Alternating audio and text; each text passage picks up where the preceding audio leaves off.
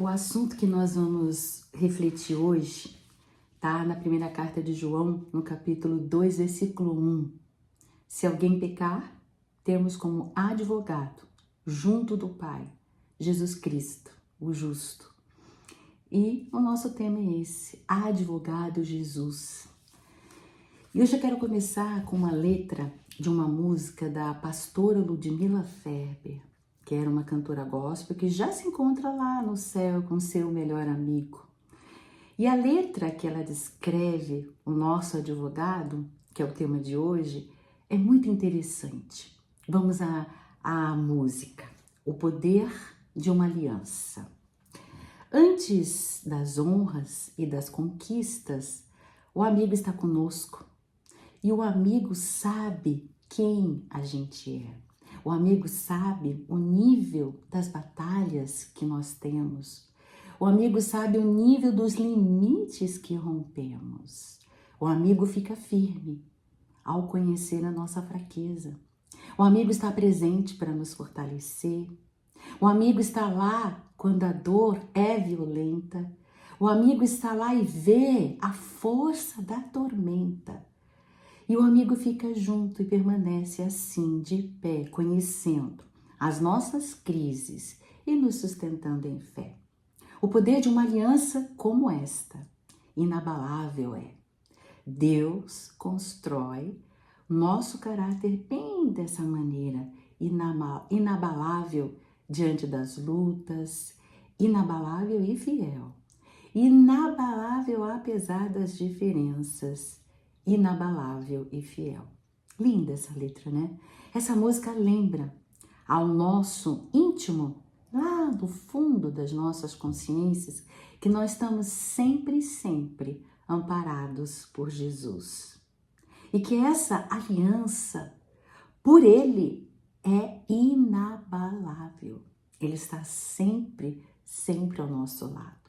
No livro Alma e Coração, tem uma frase que diz assim: porque em nenhum lugar e em tempo algum estaremos nós separados de Deus, né? E quando a gente pensa na existência de Deus, que a gente vai anotando a perfeição do seu trabalho, da sua obra, nós começamos a concluir que Ele é toda justiça, toda bondade, todo poderoso, que se não fosse assim não seria Deus. Basta a gente olhar. Você sabia que a Via Láctea tem entre 200 a 400 bilhões de estrelas? Que a galáxia de Andrômeda tem 1 trilhão de estrelas? Que a galáxia de Sombreiro tem 100 bilhões de sóis, de estrelas?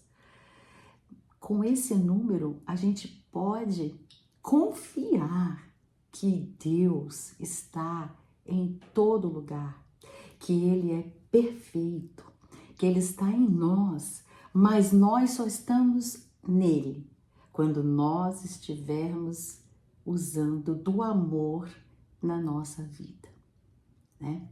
Por isso que nos caminhos do Espírito, diz Miramês, não existe injustiça. Com essa perfeição que nós vimos, não existe injustiça. Nós não podemos dizer que erramos porque não sabemos o que é certo. A nossa consciência nos mostra em letras de luz todas as leis de Deus. E Miramês diz, né, nesse capítulo chamado Cristo Justiça, ele fala de uma maneira engraçada. A gente tanto sabe, né, que o que é certo e o que é errado, que ele diz assim: a prova disso é que escondemos as faltas que cometemos, como uma criança que pratica lá um mal feito e procura ocultar dos pais. Pois é. Quem é que será mesmo que julga os nossos feitos? Será que é Deus? Né? Como nós ouvimos por aí, quem julga os nossos feitos é um juiz implacável, a nossa consciência. Né? Ninguém ilude a própria consciência, ninguém foge dela. Quando a gente deita à noite no travesseiro, a gente sabe o que a gente fez, né? No trabalho, tinha uma ideia melhor que a nossa, de uma outra pessoa, mas pelo egoísmo, pelo orgulho, pela vaidade, nós falamos e deixamos aquela pessoa, né, sem graça, talvez uma pessoa que não tenha tanto entendimento, mas a ideia dela era tão brilhante, mas isso batia com a gente, né? Na vida familiar, às vezes nós estamos ali observando uma coisa, a pessoa está um pouco mais chateada, aborrecida, acordou de mau humor, né? A gente podia deixar para lá, tratar com amor, com carinho, com compreensão, mas aí a gente sai gritando, berrando, né? A gente sabe exatamente as coisas que nós fizemos, né? Mas Jesus era todo amor, era todo doçura, era todo afabilidade. E na justiça do padrão do Mestre, do padrão de Jesus, ele não agrava os problemas do devedor. Eu vou repetir, a justiça do padrão de Jesus não agrava os problemas do devedor. Está naquele livro Palavras de Vida Eterna. E ele vai falando, mas tem uma frase que mexe com a gente. Ele diz assim, aos que tombam na estrada da vida, basta o ferimento da queda. Interessante, né? E muitas vezes nós estamos pessoas caminhando conosco, que naquele momento caiu, né? Mas a gente briga, discute, fala, viu? Eu te disse que isso ia acontecer. Agora você está colhendo o fruto do que você mesmo plantou. E aí nós vamos fazendo a vida daquela pessoa que já está numa situação difícil pior, né? E aí me faz me lembrar os 5.000 homens que foram alimentados com 5 pães e 2 peixes, né? 5 pães e 2 peixes. 5.000 homens, sem contar as crianças e as mulheres, né? Tá lá em Mateus 14:16. Você sabe que depois que ele alimentou, um grupo daquela multidão realmente acreditou que Jesus era o Messias prometido, né, pelos profetas. E queriam pegar Jesus à força e levar para coroá-lo, né? Entrar lá brigando, tal, violência. E aí o mestre sai e vai para as montanhas. E no mesmo grupo, dentro desses que foram alimentados, alguns não acreditaram e pediram um sinal para que ele dissesse, dá um sinal para a gente, para ver se você realmente é o Messias prometido. Aí você pensa, né? Depois de fazer esse milagre, eles ainda pediram um sinal. E aí, Jesus, né, nesse momento, quando eles pedem o sinal, ele suspira profundamente, está lá em Marcos 8:12. Ele usa uma palavra, um gemido, que é assim, ó, anastenazu. Você vai encontrar essa palavra só aí, anastenazu, com 2 O no final.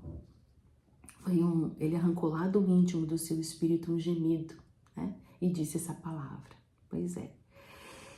Ele entristeceu um pouco, sabe? O fato de que os líderes religiosos daquela época conheciam tanto sobre as escrituras e não entendiam a sua missão. E nós? Né? Será que, passado todo esse tempo, que nós já vivemos naquela era planetária, onde a universalidade não é mais problema, vivemos dentro dessa universalidade. A gente vê que as fronteiras que nos separavam pelo subdesenvolvimento já foram vencidas pela tecnologia, né? Hoje o trabalho presencial vai sendo substituído por esse sistema imperceptível, que não ocupa espaço e nem tempo. E nós temos uma transmissão direta, né, simultânea de sons, imagens, mensagens. Enfim, gente, jamais a humanidade pôde sentir-se tão próxima, mas ainda tão longe uma da outra, emocionalmente falando. Há 30 anos atrás, a gente ouvia falar que um dia o mundo se tornaria uma aldeia global. E hoje, gente, em 2025, é uma realidade, né? Nós podemos sintonizar simultaneamente com, entre aspas, né, os 4 cantos do planeta e nos sentimos assim, né, próximos até, Tudo que acontece ou que se faz torna-se em um segundo visualizado em todos os continentes. As distâncias se encurtaram, ultrapassando quaisquer fronteiras, a cultura, de língua, né? Hoje você, com o celular, você pode escutar a pessoa falar noutra língua, né? Ela está falando noutra língua e você entender na sua, né? As possibilidades se multiplicaram para fazer as pessoas saírem do isolamento e obterem novas informações possíveis, inimagináveis, em segundos. E aí? O que nós estamos esperando? Qual é o sinal que ainda esperamos? Como aquele grupo pediu um sinal. E Jesus falou, Anastena azul, né? Disse o mestre naquela época.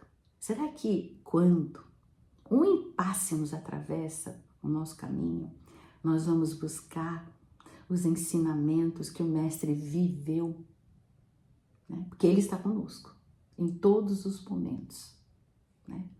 Ele faz parte, como a música disse, né? Em todos os momentos ele está conosco. Até 2 discípulos, eles não dizem qual o nome deles, né?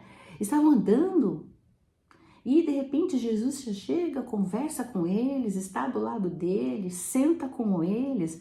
É o conto, né, da Estrada de Emaús, né? Tem até uma música da Ludmilla também, da Estrada de Emaús. E aí, exatamente, as pessoas, né? Ele foi com esses 2 discípulos até um local, se sentou. Quando ele dividiu o pão e deu, aí que eles reconheceram Jesus. E Jesus vinha com eles aquela estrada inteira. E a gente? O que faz a gente não enxergar Jesus do nosso lado, do nosso advogado, tema de hoje? Quais são os sentimentos de mágoa, de ódio, de raiva, melindres, desejo de vingança, sensação de injustiça? Esses sentimentos, eles fazem com que a gente não enxergue o mestre ao nosso lado, como esses 2 discípulos. E o interessante é que quando ele vai dividir o pão e dar, porque o pão é o alimento espiritual, é o evangelho.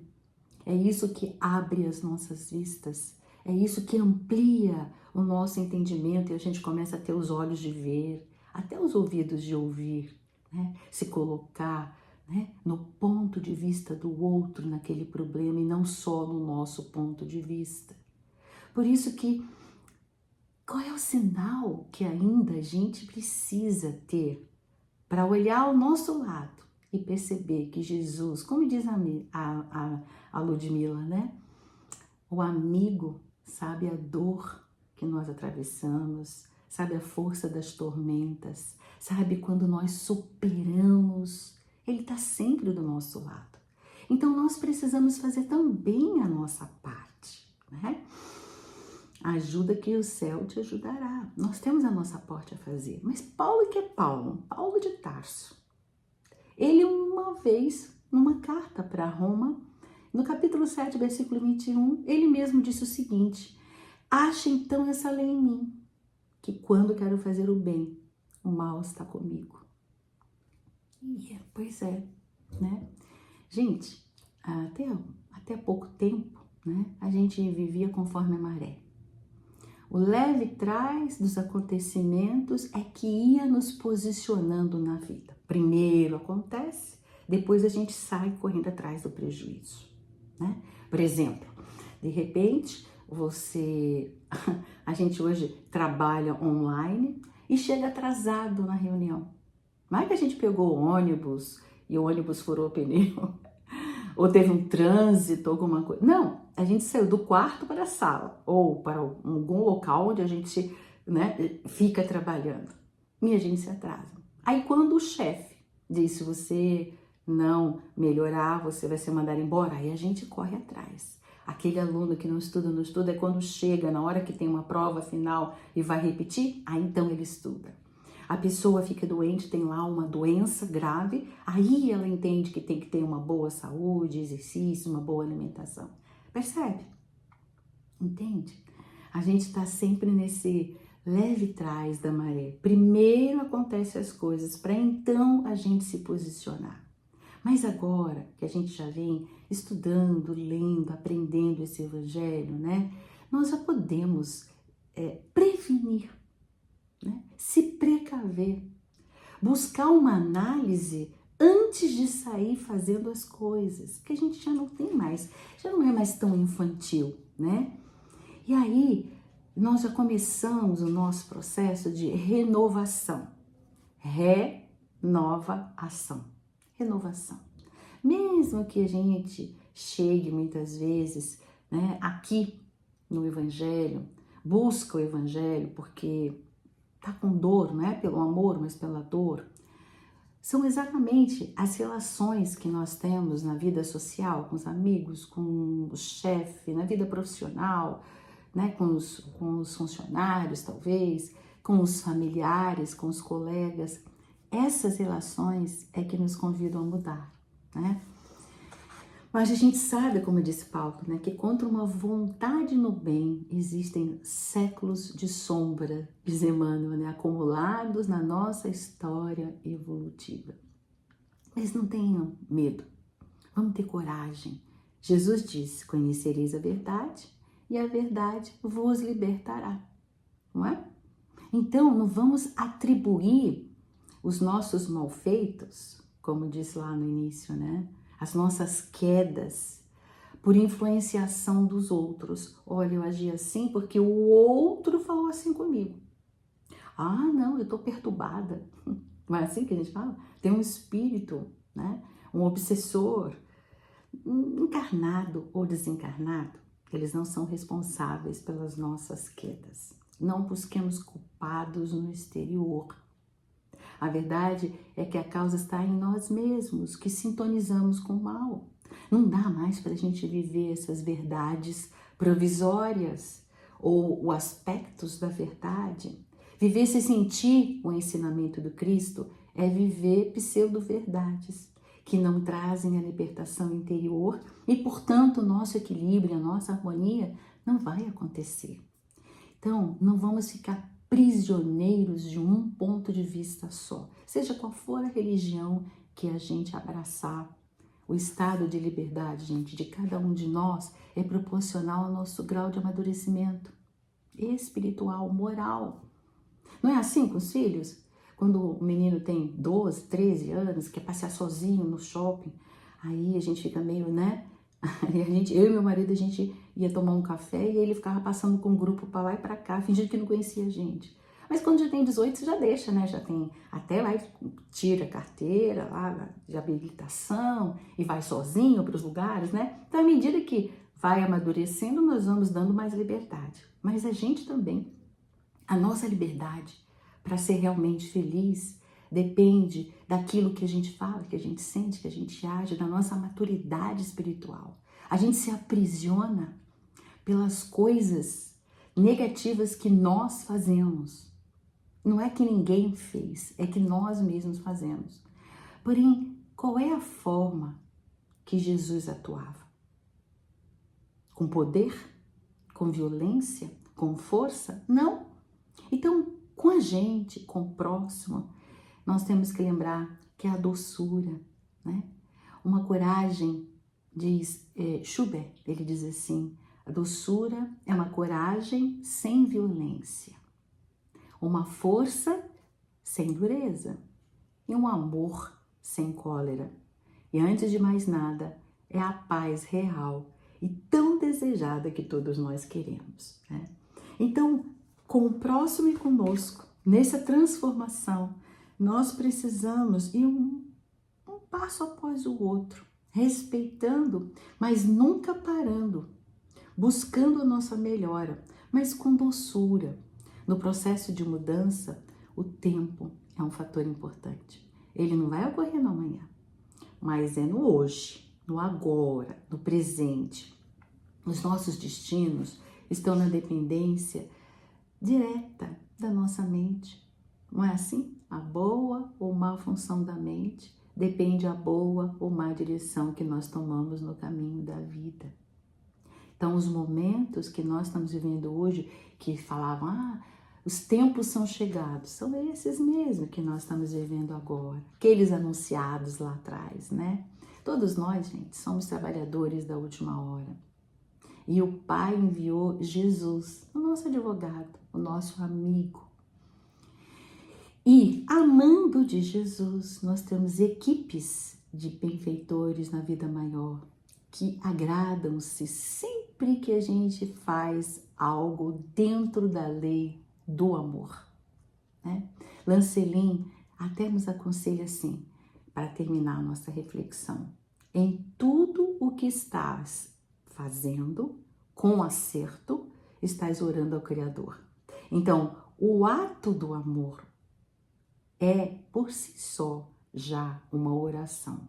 E aí ele fala assim: sente o céu palpitar por dentro e Deus dirigir os seus passos. Sabe quando o professor observa aquele aluno que tem muita dificuldade para aprender, mas ele anota tudo, ele presta super atenção, senta lá na frente, a professora percebe que ele tem dificuldade, mas ele tem vontade, força de vontade, né? E aí ela pega a hora do almoço dela e fala assim: senta aqui, eu vou passar mais exercícios para você aprender, né? E assim é, brincando, né? Nós somos os alunos, os trabalhadores da última aula, aquele aluno com dificuldade. E Jesus tira, entre aspas, a hora do almoço e fala: senta aqui, eu vou te passar mais exercícios para você aprender. É assim o nosso amigo, que deseja sempre o melhor de nós, mas nós temos que vencer por nós mesmos. Ele só está ao nosso lado, criando possibilidades para que a gente mesmo possa crescer. Então, amigos, estar informado não garante o ato da transformação. E eu termino com o versículo 20 do capítulo 4, na carta que Paulo escreve, a 1 Coríntios. Deus não reina quando se fala, mas só quando se atua. Abraços fraternos.